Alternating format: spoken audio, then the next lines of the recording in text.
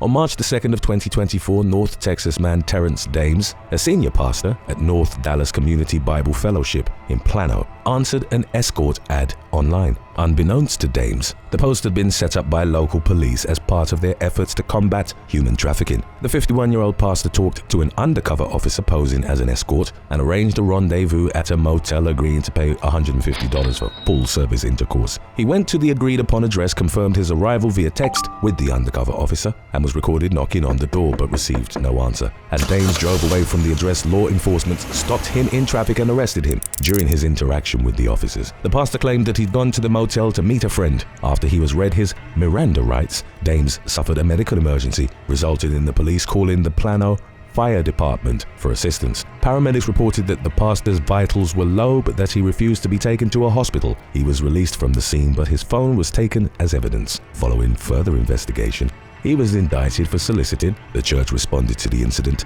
stating that they had removed Dames due to a moral failure, but they didn't mention his arrest and charges. Number 9. Noah Shepherd.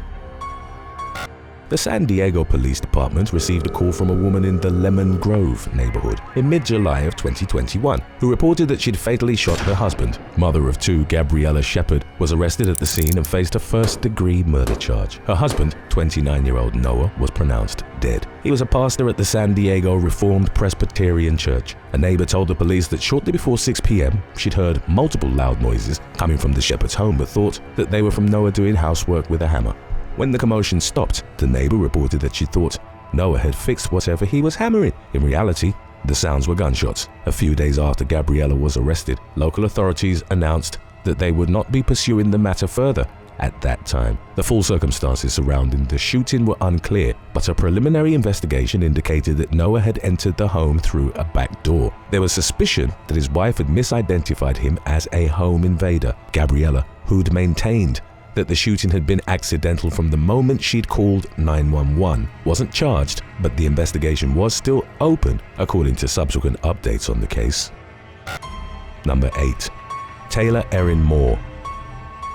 When she was in her late teens in June of 2022, Taylor Erin Moore started her missionary work in the Philippines. According to loved ones, she was passionate about the country, its people, and her faith. The teen from Snoqualmie, Washington, worked for charitable causes as a part of the Angeles mission with the Church of Jesus Christ of Latter-day Saints. By September of 2023, Moore was nearly done with her mission. However, around that time, it was announced that she had been hospitalized after contracting an undetermined illness. It progressed rapidly, and on the 17th of the month, Moore was pronounced dead. She was 20 years old. No updates on her cause of death were provided to the media, and the young woman's final days remained a mystery. A spokesperson for the Church of Jesus Christ of Latter-day Saints posted a statement on social media that read, "We express our love and sincere condolences to Sister Moore's family, friends, and the missionaries she was serving alongside."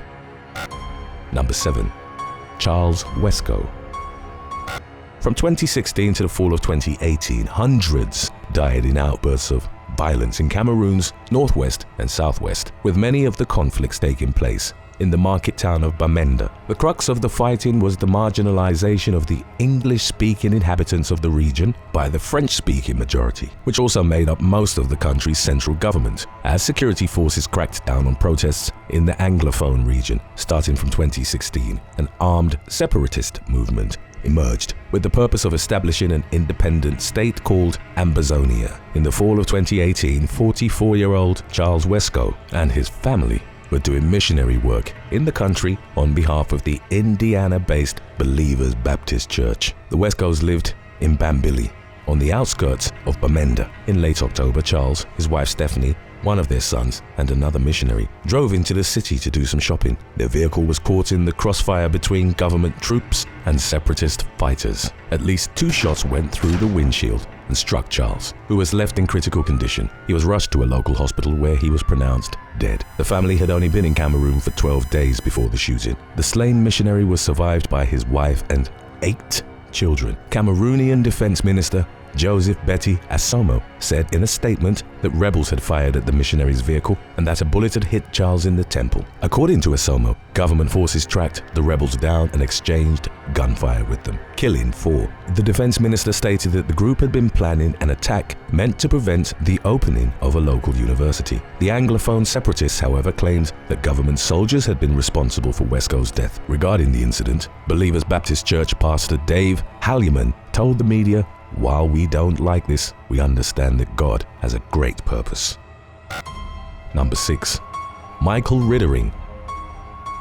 On the evening of January the 15th of 2016, Al-Qaeda-affiliated militants launched a horrific attack on the luxury Hotel Splendid and on the Cappuccino Cafe in Ouagadougou, the capital city of Burkina Faso. The siege lasted for several hours. The attackers, who were part of Al-Qaeda in the Islamic Maghreb, or AQIM, used AK-47 assault rifles and hand grenades. They entered the hotel and cafe, which were across the street from each other, unleashing relentless gunfire and detonating explosives. One survivor, a Slovenian woman, reported that she initially believed the attackers were shooting indiscriminately before she realized that they were targeting white people. Another survivor reported, "We had to play dead. They shook people by their feet to see if they were alive or not, and if they were alive, they shot them." 30 people were killed, at least 50 were injured, and 176 were held hostage. Local authorities and dozens of French special forces dispatched from neighboring Mali launched a counterattack roughly 5 hours after the siege had begun. The commandos freed the hostages and killed 4 of the militants, while 2 or 3 were able to flee. In a statement taking responsibility for the attack, AQIM claimed it was revenge against France and the disbelieving West. Among those killed was 45-year-old American missionary Michael Riddering. He moved to Burkina Faso from Florida in the early 2010s. Michael and his wife Amy operated a women's refuge, as well as the Amy at the Isles de Refuge orphanage in Yako. They had 4 children, 2 of whom they adopted from Burkina Faso. Michael had gone to Ouagadougou to pick up a group of missionaries visiting from the US. He was at the Cappuccino Cafe with a friend, only identified as Pastor Valentin, when AQIM militants stormed in and started shooting. Pastor Valentin was able to hide and survived, but Michael was fatally struck by gunfire. In the massacre's wake, Valentin called Amy from Michael's phone to give her the heartbreaking news. The woman posted a tribute to her late husband on Facebook and wrote, "Evan has gained a warrior. I know God has a purpose in all these things, but sometimes it is a complete mystery to me." Number 5. Jeffrey Brown. On February the 18th of 2015, Cindy Reese called law enforcement in Morris, Alabama, to report a break-in at her home. When the police arrived at the scene, they found Cindy's husband, 40-year-old Michael, dead on their kitchen floor next to an open back door. The man had been fatally shot in the back of the head. Cindy had made no mention of the murder during her 911 call, claiming that she'd alerted the authorities as soon as it became obvious that someone had broken into her home and that she hadn't gone inside herself. On the premises, officers found groceries in a Piggly Wiggly bag. They were determined that the products had been brought by Cindy and placed inside the home after Michael had been shot, thereby suggesting it would have been impossible for her not to have seen her husband's dead body. A month later, the woman was arrested alongside Jeffrey Brown, the senior pastor at Sardis Baptist Church. Cindy and Michael were members of the church, and she was the minister of music. Investigators learned about the existence of a love triangle, as Cindy and Jeffrey had been having an affair since 2013. Both were married, and their respective families had remained close throughout the tryst. It was determined that the adulterous couple had called each other 18 times between the mornings of February the 18th and the 19th. Messages exchanged between them suggested they'd been complicit in Michael's death. During questioning, Cindy admitted to the affair with the pastor, stating that it turned physical from the spring to the fall of 2014. She also admitted that she had a savings account with Jeffrey and that her name was on the title of his vehicle and on the lease of his apartment. The pastor eventually pleaded guilty to the lesser charge of manslaughter. Under a deal that saw him testify against his lover, he claimed that Cindy wanted her husband dead, adding that she'd asked him at some point to find a hitman for her, but that the plan ultimately failed. Jeffrey was in the process of divorcing his wife, but Cindy had no intention of separating from Michael, and she was the beneficiary of his $50,000 life insurance policy. Jeffrey accused Cindy of shooting her husband. He testified that he'd met with her after the killing on February the 18th and that she'd handed him a .38 revolver of which he disposed of on Pinson's Highway 75. The weapon was never found. Jeffrey was handed a 20-year sentence for his role in the murder plot. Although she'd admitted to the affair, Cindy maintained that she loved her husband, and her defense accused Jeffrey of lying in wait to then ambush Michael and execute him. The woman claimed that the preacher was obsessed with her and that he was mad because she wouldn't divorce her husband. It was unclear to what extent Michael was aware of the affair. The prosecution accused Cindy of breaking her marriage vows in a heinous, horrific, deadly way. They argued that she'd killed her husband before going to the Piggly Wiggly and then arranging the scene to make it look like a deadly home invasion had occurred. In 2017, the jury deliberated for only 90 minutes before finding Cindy guilty of murder. She was sentenced to 40 years in prison. Number 4. Incident in Haiti. 3 missionaries were killed in Haiti in May of 2024, at a time when the country experienced a broader crisis and power struggle in which violent gangs battled the government. By the late spring of 2024, criminal elements controlled roughly 80% of Port-au-Prince, the capital and most populous city. Married couple David and Natalie Lloyd, aged 23 and 21, respectively, were affiliated with missions in Haiti, which was run by a local man, Jude Montes. The mission had been started by David's parents and for roughly 26 years had been working with the country's youth. On May the 24th of 2024, David and Natalie were leaving a church event when they were ambushed by gang members in 3 vehicles. David subsequently called his family to say that he'd been struck in the head with the barrel of a gun and forced to open the mission compound gates before he was robbed and tied up.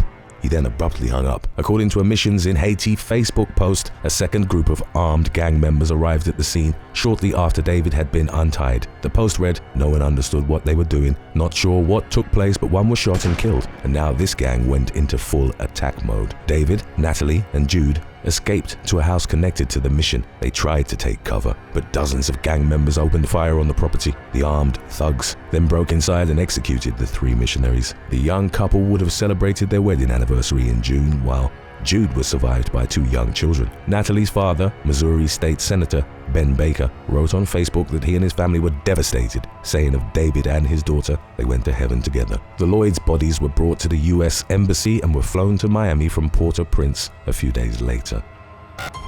Number 3. Jamie Lynn Kato. In mid-December of 2022, Jamie Lynn Kato from Waco, Texas, faced a sentence of life in prison after she was indicted in connection to a drug smuggling conspiracy. 4 men were named as accomplices in the indictment. 33-year-old Kato was accused of conspiring with them to unlawfully manufacture, deliver, dispense, or distribute a controlled substance or dangerous drug, namely synthetic cannabinoids, in the amount of more than 4 grams but less than 400 grams. The drugs were soaked into the pages of a Sudoku book and an 8-page Bible study pamphlet, which were then mailed to the McLennan County Jail. Kato and her co-conspirators believed that the religious content of the pamphlet would have made it less susceptible to official scrutiny. Kato, who had the word loyalty tattooed on her chest, had been caught in a recorded call to the county jail discussing plans to smuggle the drugs and divide the proceeds with an inmate. The woman said that she was running her sheets, which was code for soaking the drugs into the paper. A Bible pamphlet addressed to an inmate was intercepted by the county jail in February of 2022. Kato was subsequently arrested and, in addition to the drug charge, faced an enhanced first-degree felony charge of engaging in organized criminal activity, meaning that she risked up to life behind bars if convicted. Today's topic was requested by Yodami the Gaming and Stefaroo239. If you have any other topics you'd like to learn about, subscribe and let us know in the comments section below. Number 2. Eddie Maloney.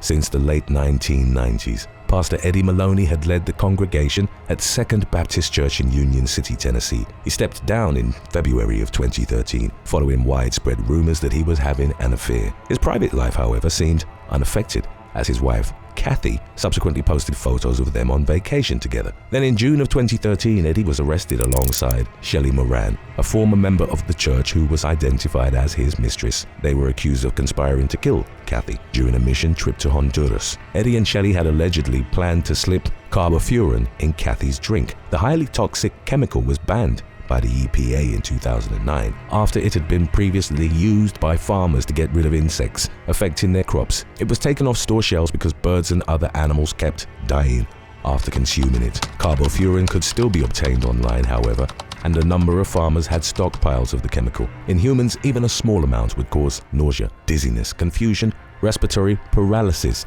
and death. Eddie and Shelley had brought the poison to Honduras, but the plot ultimately fell through and they were discovered. The adulterous couple pleaded not guilty to conspiracy to commit first-degree murder and attempt to commit first-degree murder. Members of Eddie's church were oddly supportive of the former pastor, in spite of the serious allegations. One member of the congregation said, "I am heartbroken, but he's a wonderful person." Others told the media that they'd forgiven him, while one of his courthouse hearings was peppered with flyers that read, "The blood of Jesus forgives sins." Kathy, who'd been married to Eddie for over 34 years, stood by his side during the legal proceedings. She wrote a letter to prosecutors stating that she didn't want to pursue the matter further. Her decision heavily influenced a plea deal that would enable Eddie and Shelley to avoid time behind bars. They both admitted felony reckless endangerment and were sentenced to supervised probation. These saintly deeds have definitely raised suspicions, but what about those who work directly with God? Stick around, because right after number one, we have our previous release of When Pastors Go Wrong coming up next. Number 1. John Allen Chow.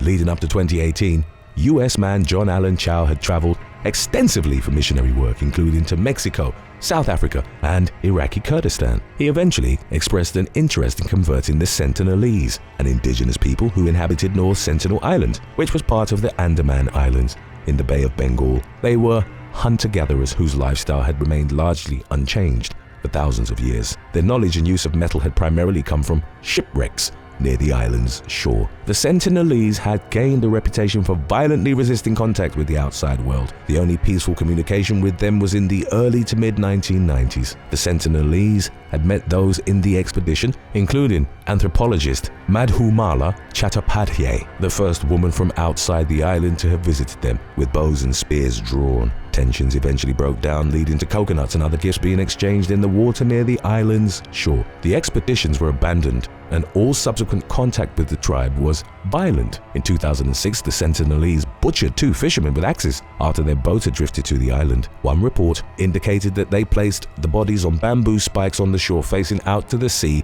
as a warning to all others who would dare approach them. The tribe shot arrows at a helicopter that went to retrieve the fishermen's bodies, and the mission was abandoned. Chow's fascination with converting the tribe to Christianity began after missionary trips to the Andaman Islands in 2015 and 2016. He didn't visit North Sentinel, as traveling within 3 nautical miles of the island without permission from the Indian government had been illegal since the 1950s. In 2017, Chow worked with Kansas City-based evangelical organization All Nations and began training to convert the tribe. Towards that end, as reported by the New York Times, missionary staff put together a mock village pretending to be hostile islanders, wielding fake spears. Chow held the belief that North Sentinel was Satan's last stronghold on Earth. In October of 2018, he traveled to Port Blair, the capital of the Andaman and Nicobar Islands, and made preparations for the mission. They included getting vaccinated and quarantined, as well as undergoing medical and linguistic training. On November the 15th, Chow bribed 2 local fishermen about $400 to take him within 1,600 to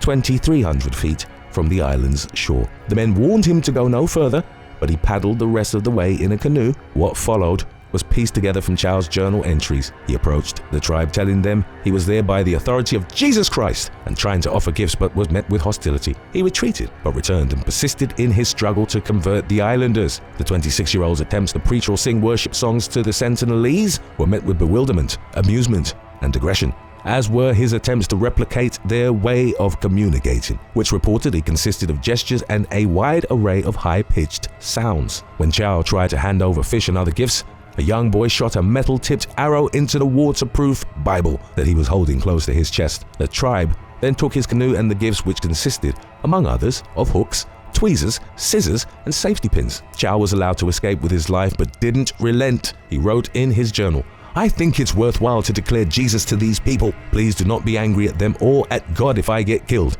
Don't retrieve my body." When he went to the island on November the 17th, he told the fishermen to leave without him, and gave them his journal. Chow's ensuing trip to North Sentinel would be his last. The fisherman, who would later be arrested for assisting him, saw the Sentinelese drag his lifeless body to the shore, where it was buried the following day. Indian authorities tried to retrieve his remains, but tense encounters with the tribe prevented them from doing so. The recovery mission was abandoned, and the remote island became Chow's final resting place. Number 7. Victor Mateo. On October 3rd of 2019, New York pastor Victor Mateo, aged 63, positioned his car outside the home of his estranged wife in the Throgs Neck neighborhood of the Bronx, when the woman, named as 58-year-old Noelia, emerged to take her grandson and granddaughter to school. Victor drove at her with his vehicle. He sideswiped Noelia, who was then able to crawl underneath her own car, and Victor unsuccessfully tried pulling her out by her legs. The man, who at the time was a pastor at the Christian congregation the Redeemer Church, then got into Noelia's car and ran her over several times. The victim was subsequently able to crawl to a sidewalk, but Victor retrieved a machete from his car and started hacking her with it. He then fled in Noelia's car. A few neighbors had seen the attack but were too afraid to intervene and tried to stop the machete-wielding pastor. They alerted the authorities and did what they could for Noelia, who'd been left bleeding profusely until paramedics arrived at the scene. Witnesses reported that she'd started praying on the ground before being taken to a local hospital, where she later passed away. Roughly a week after the savage attack, Victor was taken into custody in Hazleton, Pennsylvania, following a joint investigation conducted by the Pennsylvania State Police, the NYPD, and the U.S. Marshals Service. He took a plea deal and in November of 2020 admitted culpability to one count of first-degree manslaughter. He was consequently sentenced by the Bronx Supreme Court to 23 years in a New York State prison. Number 6. David Jones. Michigan law enforcement encountered David Jones on October the 6th of 2021 as he was allegedly inebriated in his car at a gas station off I-75 in Aranac County. Deputies had been called to the scene following reports that a Jeep Compass was idling at one of the pumps. They tried talking to Jones, who at the time was a pastor at Hilton Oaks Baptist Church in Ferndale, but he sped off. The man drove his car across the roadway and then rammed it into the building of a second gas station. Deputies followed him to the lot in their patrol SUV, but after impacting the building, the pastor turned his Jeep towards them and accelerated. He collided head-on with the police car as it sat on the edge of the parking lot, and while both deputies were still inside. Fortunately, much like Jones, neither of them was seriously injured. They got out, smashed the Jeep's windows, and pulled the pastor from it. He refused to submit to a breathalyzer test, and the police spokesperson would later comment on his interaction with the deputies, claiming that he'd refused any direction from start to finish. A few weeks after his arrest, a judge ordered that Jones undergo a psychiatric evaluation to determine if he was fit for further court proceedings. The pastor had a lengthy criminal record that included 8 DUIs and an armed robbery conviction in the mid-1990s. The charges associated with his latest offense included 2 counts of attempted murder, punishable by up to life in prison. Number 5. Edwards family. By the fall of 2020, the federal investigation into the Aslan International Ministry, operated by Evan Edwards and his family, had begun to gain momentum. The faith-based charity's stated mission was to communicate Christian love in doctrine and service to the poor. In the pandemic's wake, the Florida-based organization had applied for COVID relief and reportedly received over $8 million. Evan's 30-year-old son, Josh, had falsely filed paperwork claiming that Aslan had 486 employees and a monthly payroll of $2.7 million. The latter aspect starkly contradicted its monthly income, which was only a few $1,000s, based on documents associated with charity filings. An investigation would reveal several other alarming aspects, including the fact that the accountant who supposedly approved the loan was a dementia sufferer who hadn't worked for the ministry since 2017. Federal agents visited Aslan's Orlando headquarters, and neighboring businesses told them they hadn't seen any employees on the premises. Additionally, the relief money had come into an account that previously had a balance of only $25 and was then distributed to accounts under the name of Evan, his wife Mary Jane, as well as their 36-year-old daughter Joy and Josh. Then on the evening of September the 17th of 2020, the Highway Patrol stopped their Mercedes SUV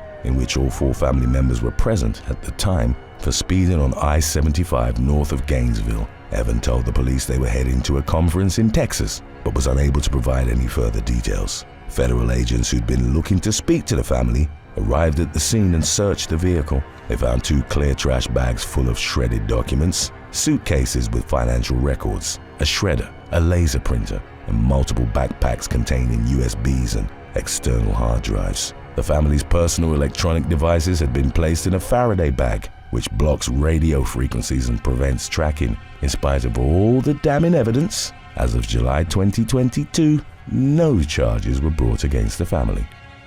I am healed. I am changed because Jesus has risen from the dead.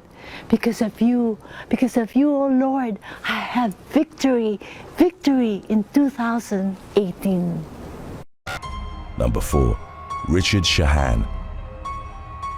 On July the 23rd of 2013, the lifeless body of Karen Shahan was found at her residence in Homewood, Alabama, and the police determined that she'd been stabbed to death, noting that she exhibited multiple small defensive wounds. Her husband, Richard, was the Children and Families pastor and the facilities director at the First Baptist Church of Birmingham. As the homicide investigation progressed, the 53-year-old became a person of interest in her killing. He'd claimed to have been visiting his son in Kentucky at the time, but inconsistencies were reported in his story. He was arrested in August but released after a few days without being charged, at which point he took paid administrative leave from his position. Shahan resigned on December the 31st, but was arrested again on New Year's Day 2014 at Nashville International Airport as he was attempting to board a plane to Germany. The authorities were worried that he was trying to flee from Germany to Russia, with which the US has no extradition agreement. According to statements from Shahan himself and the information from a long string of emails,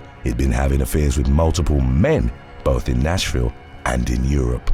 The emails indicated that he'd intended to marry his boyfriend and never return to the US. His legal team, however, argued that the man's departure was known to his church and that he was taking a new position abroad, not fleeing from justice. Emails written by Karen to a friend indicated that she'd become aware of her husband's extramarital affairs and suggested she'd asked him to choose between them and their marriage. Shahan's communication with one of his paramours indicated that he'd often pondered and prayed for his wife's death. The case against him seemed solid, but in 2017, prosecutors dropped it without prejudice, meaning the former pastor could be recharged at a later date if more damning evidence was to emerge.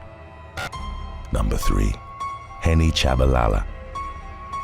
28-year-old Henny Chabalala, a pastor from South Africa's Limpopo province, left the village of Sayandani on April the 5th of 2019, accompanied by a friend, neighbor, and church follower, Godfrey Pulassi, as well as 2 other companions. They were reportedly heading to Maputo in Mozambique to perform rituals for the church. The trip was performed on foot, and at some point, Chabalala and Pulassi decided to turn back while their companions continued onwards. Pulassi wasn't seen again and his body was also missing. Chabalala was arrested for trespassing at Kruger National Park the following day, and he was found to be in possession of Pulassi's identity document and cell phone, which he'd used several times. He was charged with murder, but the case was ongoing as of September of 2019, with its difficulty exacerbated by the lack of a body.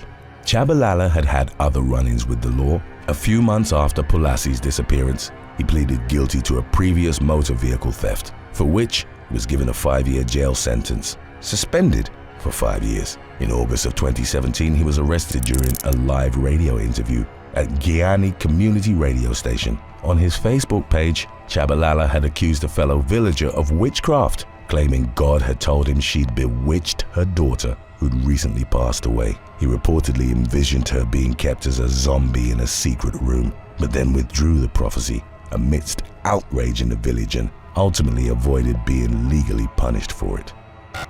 Number 2. Matthew Deadman. On May the 28th of 2022, a Missouri pastor gunned down a man he believed was having an affair with his wife. 57-year-old Joe Newburn was shot multiple times in broad daylight on a roadway in Ozark by Matthew Deadman, the latter a pastor at Heritage Baptist Church in Rogersville. had been suspecting his wife of infidelity, he'd driven to the scene in his truck with the intention of confronting her and saw the woman having lunch with Newburn at a restaurant close to the town's courthouse. 47-year-old Deadman waited until the pair got into a car together, then exited his own armed with a handgun. He approached Newburn, who'd remained in his vehicle, and shot him 3 times in the chest. The man died in a local hospital about an hour later, while Deadman was arrested and held without bond on a charge of first-degree murder. Number 1. Shannoncuss. A Texas church pastor was arrested in August of 2019 following allegations that she'd had indecent contact with a minor. 29-year-old Shannoncuss had been indicted by a Fort Bend County grand jury since July of that same year, while the incident itself had taken place on November the 13th of 2018. She'd had access to the victim, only identified as a male teenager from Richmond, through her capacity as a coach and youth minister. Cuss had allegedly taken advantage of the position to have intimate relations with him. In the scandal's aftermath, Cuss was released on $25,000 bond and ordered to surrender her passport, as well as to maintain a 500 feet distance from the victim's home. Thanks for watching. Would you rather be part of a doomsday cult or be deeply entrenched in the Flat Earth Society? Let us know in the comments section below.